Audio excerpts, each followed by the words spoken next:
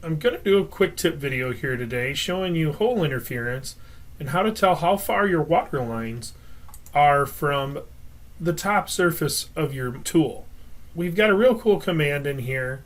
It's under the mold drop down and it's called check interference and hole interference.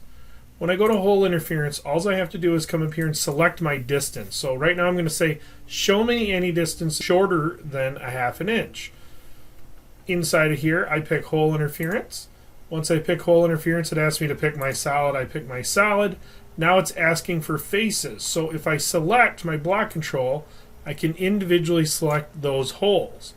Now I want to select those holes and find out the distance from this face right here. Or if it was multiple faces on top of a surface, you may pick tangent faces and grab all the tangent faces, or individually pick the faces. Once you do that, you can right click and it'll tell you right in here it found two lower distances. So if I go to hit my F2 button here, you see it creates these little spheres.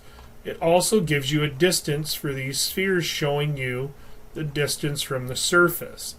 Now here's a little tip. Once you're inside of here, if you said, well, ½ inch is good, but I want to go to 1 inch, and I hit the refresh button.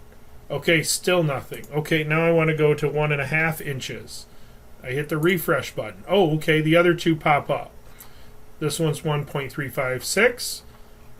This one's 1.16. So it shows me those distances real quick, real easily from the tip to the point. Hole interference will also show you the distance in between two holes. So if I had two lines that were really close together, they would pop up as well in here. Thanks for watching today.